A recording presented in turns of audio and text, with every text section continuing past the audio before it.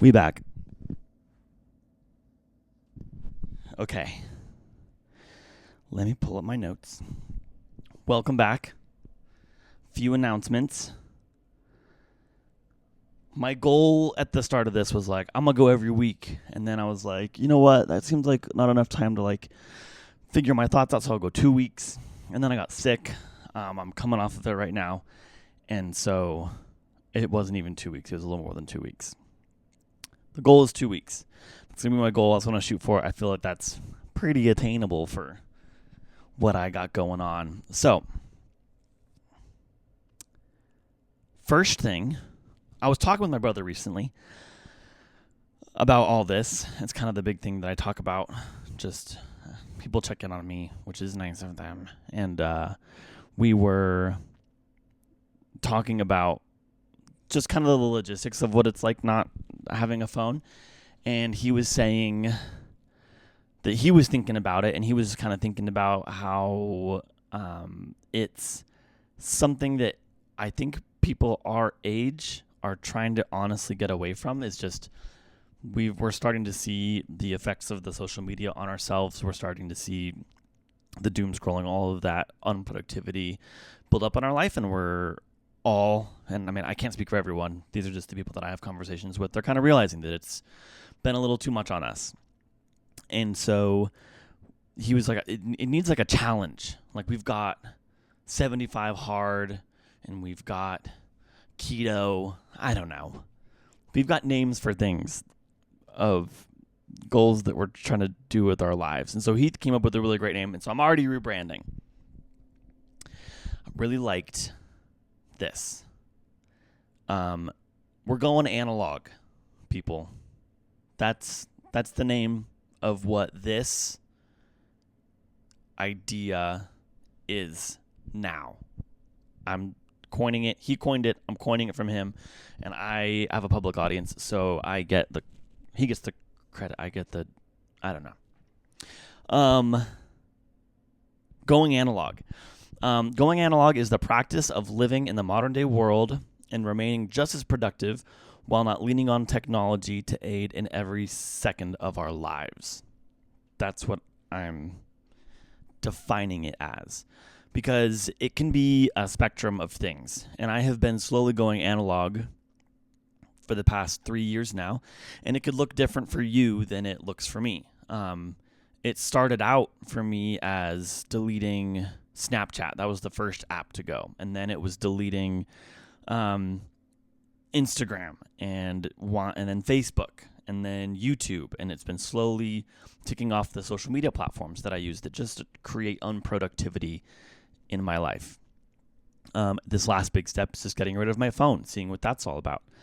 And so we still we're in a world, unfortunately, where technology and our phones are almost like, I have multi-factor authentication things that I have to do at work that I have to have technology for to make it easy. There are ways around it. It just starts getting very unproductive, and that's kind of why I like to use that word. We want to remain just as productive in our lives without leaning on technology. So, we've got to find ways, and we have to reteach ourselves some things that we might not be used to doing a certain way because we started leaning on technology. Like, some examples are just like maps. I've always been pretty good spatially. I kind of know my way around my city, and I know my way around the immediate states that I go to usually, so I kind of just have that locked away and can do it. However, the other day I wanted to go get a haircut at a new place, and what you have to do is just look it up beforehand. I'm just adjusting how I do things instead of just hopping in the car and going. I'm like, I have to look it up. I have to look at the map. And then I got a rough idea of where it was. And I made a wrong turn, too. I was like, oh, it's not this street. It's this street over. So it took me an extra 5 minutes. And for me, I would rather not have my phone and spend an extra 5 minutes making a wrong turn and ending up on a wrong street than I would just having my phone and the accessibility that I do to the internet.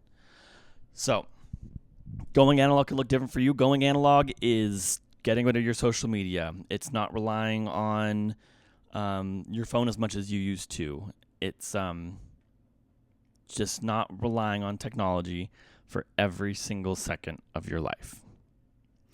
So I got some notes here. I'm just going to start kind of reading off of them and see where we go.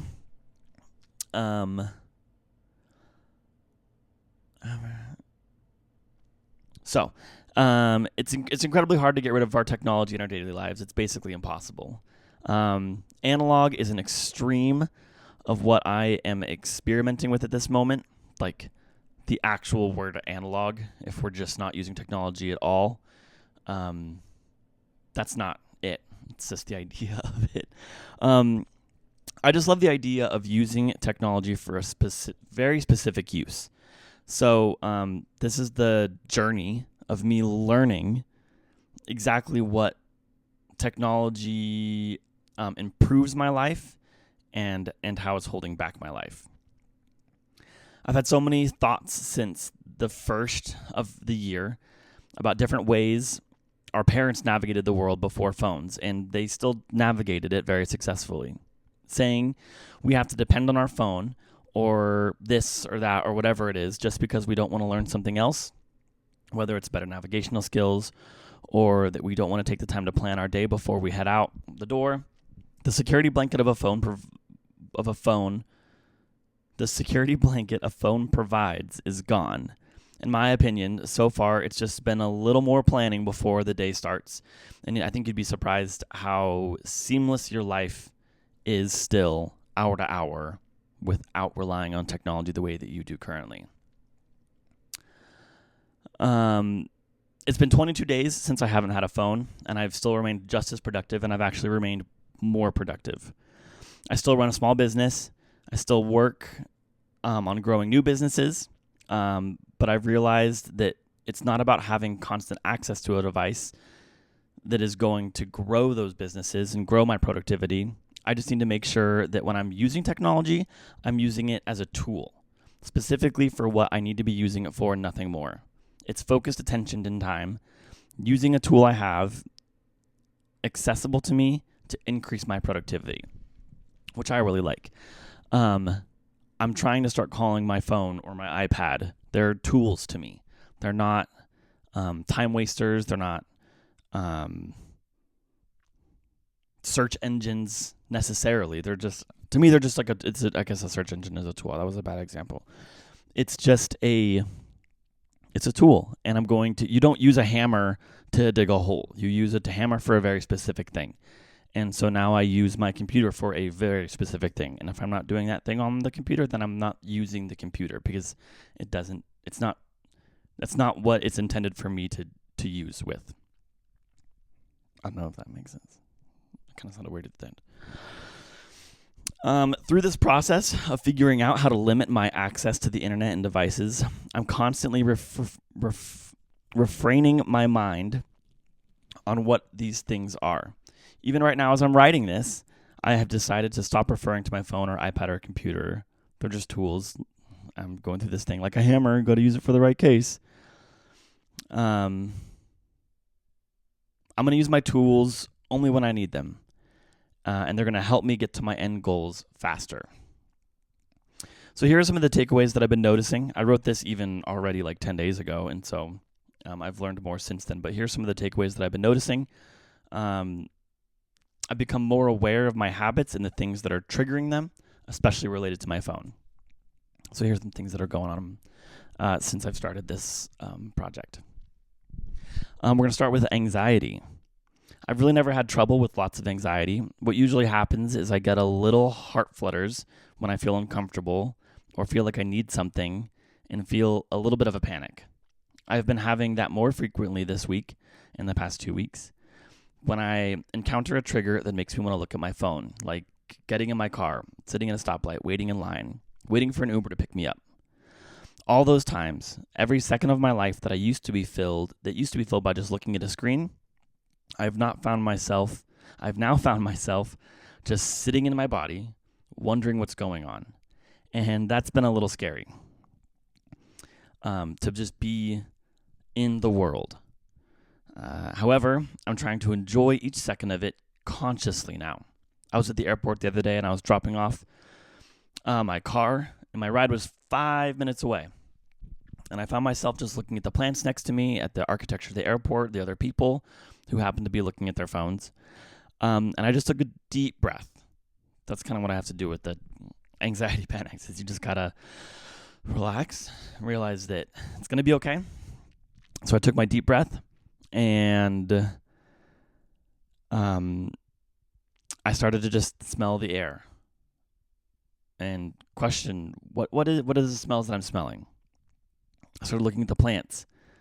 That definitely just helps calm my nerves. I was conscious of my goal, and I'm teaching my brain why I'm not looking at my phone. I've been working on telling myself truths and affirming my goals to myself. Like, I enjoy looking around and smelling the air. I enjoy being present in the world and not looking down at my phone every unoccupied second. And that's helped my flare-ups and anxiety calm down. I can relax and continue to show myself that I don't need this piece of technology. So it happens frequently. I mean, so many times I would just pick up my phone and look at something, or I'm used to just having it in my back pocket, or leaving the house with nothing feels odd. And so frequently I'll be a little anxious about stuff. And if I just remind myself that I'm fine, I don't need to be looking at my phone, I am not in any danger, I know where I'm going, I have work to do, I've got other things to do besides stare at the phone and have it in my hand.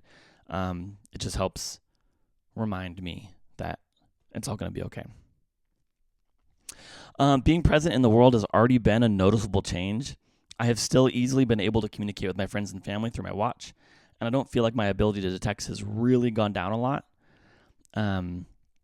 I feel more conscious at time passing and where I'm at any given time. I'm more focused on my job. The places I used to waste time, I no longer waste time there. Even going to the bathroom, I know that that's a common dude thing. I see all the videos on the internet where they're like, why is the husband, the boyfriend in the bathroom for 15, 20 minutes? I just do my business and get out of there now. There's no reason for me to sit on that toilet and waste time on YouTube. YouTube just vanished from my life when I'm at work and when I'm out and about. I used to just sit down and spend time, and now I just get back to my life and what I'm doing and work, and I'm more productive and I'm more present where I'm at, which has been really cool. Here's some quirks that I found. I'm looking for ways to get over them.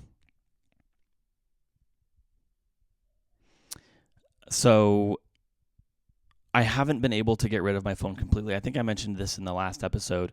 My phone still has to be active because that's the number that the phone is on, and the watch is all apparently just call forwarding from my phone. So the password has been changed on my phone that I don't know. I usually carry it around with me, but I'm also learning that I don't necessarily need to have it on me at all times to receive calls and texts. I'm learning that it doesn't even need to be alive, which is cool. So it'll be in my backpack, and it's been dead multiple times for multiple days at a time, and every once in a while I'll need to charge it because my watch will be freaking out and it'll think it needs to connect to something. I'm not exactly sure, but it just sits there. And I picked it up the other day to charge it. I grabbed it in my backpack, and I'm like, this is a weird piece of aluminum. It was interesting to hold it. I haven't held it in so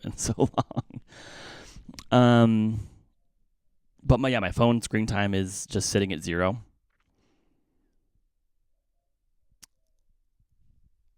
Dun, dun, dun, dun. Something that I don't like that I'm noticing is that not all of my notifications get forwarded to my watch, which is a little frustrating, especially the ones with Turo, where I need to contact people and I need to know when trips are booked. Those messages for some reason don't get forwarded to my watch. The payment one gets forwarded that it has paid me my payout, but when somebody messages me, when somebody books a new trip, that one does not come to my watch. That'll just go to my iPad. And that's a little frustrating because I don't always have my iPad with me. I leave my iPad at home most days. And so there are times where I go 2-3 days without seeing my iPad, and in the back of my head, I'm like a little worried that has somebody messaged me, did somebody book a trip? So I need to make sure that I check more frequently or figure out the notification thing, but I've tried it and I haven't been super successful. Pictures is always frustrating. There's lots of times, even yesterday, I was trying to do something for my mom, and she's like, well, just take a picture of it for me. I'm like, I can't. And that's, I mean, people were used to be used to that, and we can get used to it. I can get used to it again. It's not the largest deal in the world, but definitely something that I used to do a lot and now don't do at all, which is fine. Honestly, it'll be kind of fun to look back on this. And I don't know if I'm going to continue this after a year, but it's going to be fun to look back on this and be like, that whole 2026, I've got like 7 pictures that I took on my iPad.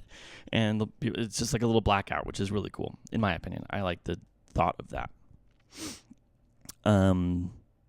Sometimes sending and receiving text messages on my watch, it just decides sometimes to not do it. It'll receive and I'll send and receive and send, and it'll be going back and forth.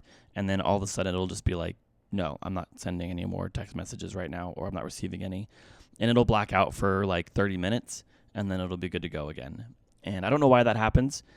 The anxiety rises again when I'm trying to talk to someone, or even if I'm not trying to talk to someone about anything important, but just like, hey, bud, how you been? And I can't communicate instantly. It is a little nerve-wracking, and I feel that anxiety build up. It's just a reminder to me that what I tell myself with that is I take my breath, I say relax. You don't need instant communication with everybody in your life. It's going to be okay. They'll get your text soon, or you'll get their text soon, and everything's going to be fine. And it allows me to continue to separate from that instant connection, instant gratification feeling even more, which I need to do. So, I need to, and the problem with, we're going to go over some, I'm going to pull up my settings here and go into my screen time. What I do notice is I still have YouTube on my iPad, and I tend to waste too much time still at home. I am still more productive at home. I've painted some walls. I've organized a ton. I'm setting up an Airbnb, and I am still more productive with my time. My screen time, I think, went down from, I also used to just like watch YouTube videos and fall asleep each night with them running, so my screen time was a little like, yikes. But my screen time has still dropped significantly. I think my screen time used to average like something ridiculous, like 6 to 8 hours a day. That's also with it just running. And now we're gonna go do this. Was that today? No, there's no way that's today. This is the week. Yeah. Okay, so we're gonna go last week. Oh. What's going on? Boop. Okay, this is January 4th to January 11th. My screen time, I don't even know if you're going to be able to see this. 2 hours, 1 minute on average a day. That all came from like Wednesday because, oh no, those 2 hours. Yeah. So on my days off especially, I've noticed that my use of my iPad skyrockets. Most of my days were 2 hours, 1 hour, 43 minutes. And then Wednesday, my day off, was 4 hours and 48 minutes. Down to an hour and 30 minutes, an hour and 3 minutes, and then 2 hours and 41 minutes. My screen time the week after, okay, which is last week's average, went down 6% from the week before, so I averaged under 2 minutes a day. Tuesday, Wednesday, Thursday were huge days for me. I don't know why. I mean, Tuesday, Wednesday are my days off, so those were big days. Saturday or Sunday was 58 minutes. Monday was 15 minutes. Saturday was 6 minutes. And then the days in the middle brought that whole average up. So last one is this week.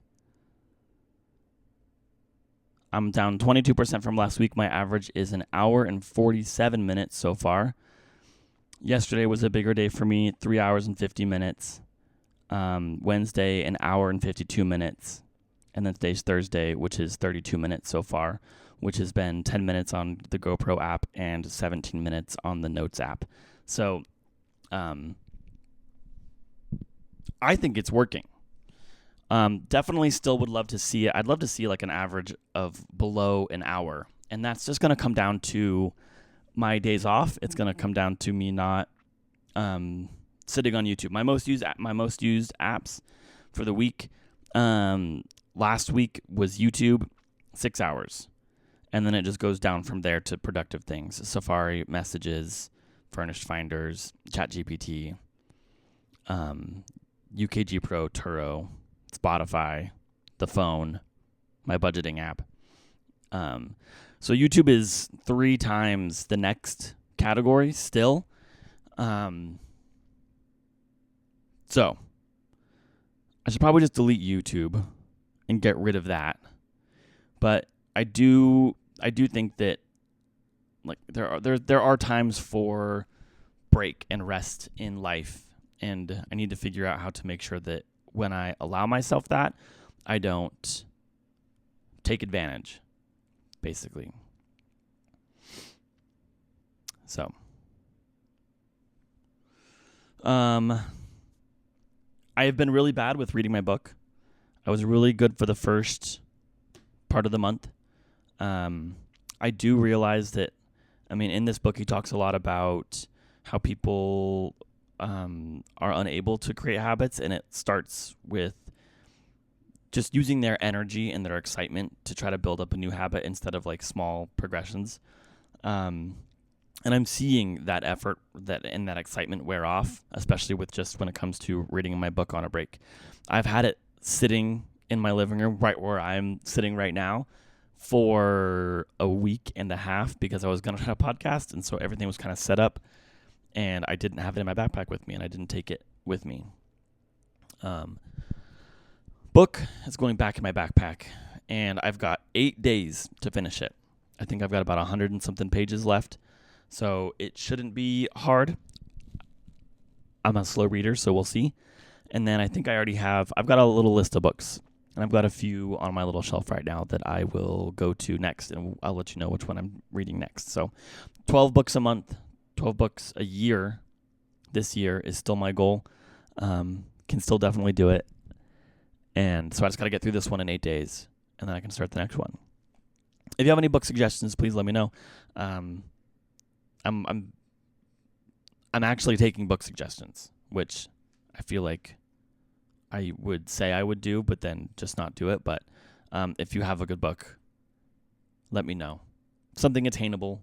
I think like don't give me something that's over 500 pages. I won't be able to read it. Just because I am not that fast of a reader. And I read on my lunch and work breaks. So I think I get about 30 to 40 minutes of reading 5 days a week. And that's if I'm not like eating a big lunch or stuff. So it varies, but it's not a ton of reading time. Something else. Let's I'm trying to keep these like relatively short. I mean, 25 minutes isn't going to be terrible. I appreciate everybody that's reached out to me. I've had some good friends who I haven't talked to in a while text me just some encouragement, some excitement, and that's meant a lot. It's been really cool to feel people's support and all of that.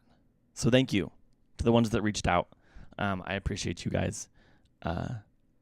Let's all hang out soon. I don't know. You all live out of the state, basically. I'll go on a road trip. I don't know.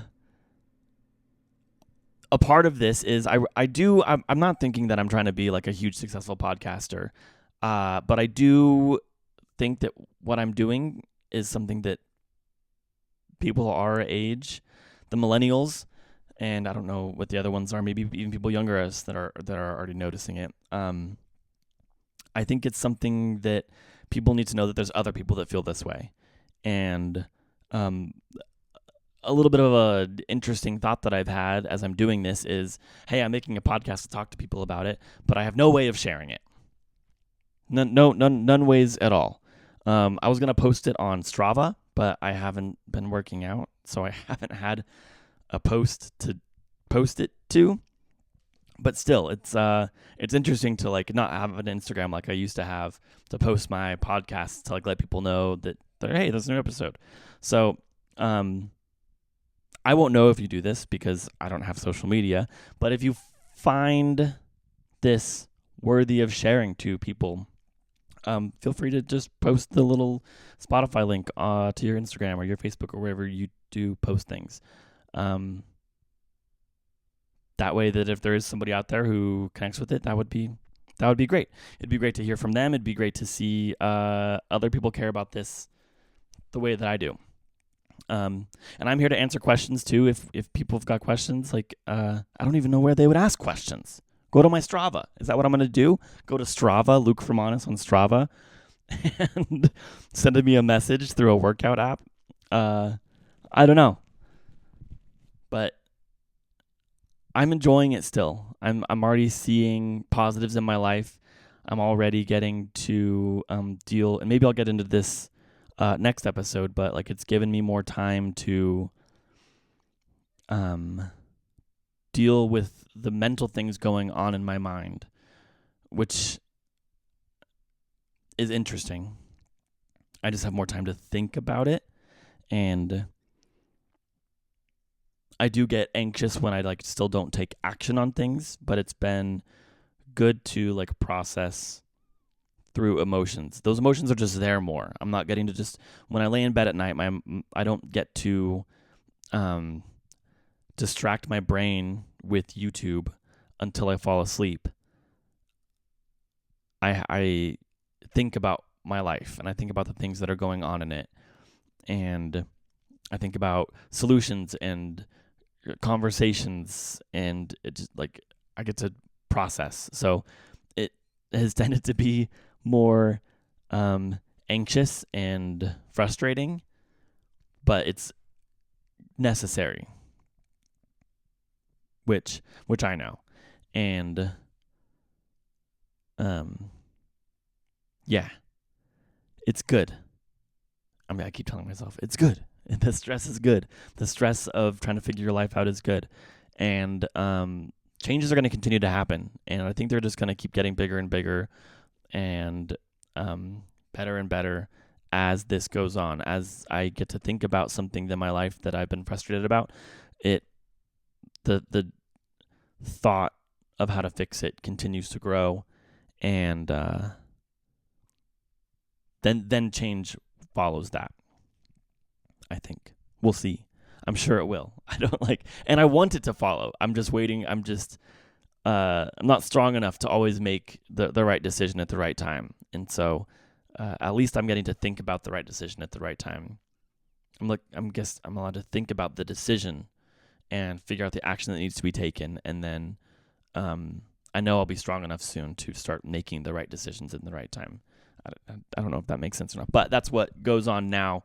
And it's because I now am not distracted every second of my life. It's because I've chosen to give up the things that I've chosen to give up to help me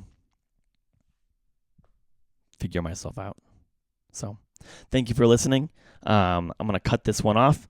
Again, please feel free to share this wherever you share your stuff, unless you choose to go analog with me and delete all your things. But like it, follow it on Spotify. It helps. It helps. I don't know how it helps. It helps though. Thanks for listening. Thanks for listening to. I got to figure out a little outro thing. Thanks for listening to Going Analog. I'll see you guys in 2 weeks. Take care. Bye. Have a good one.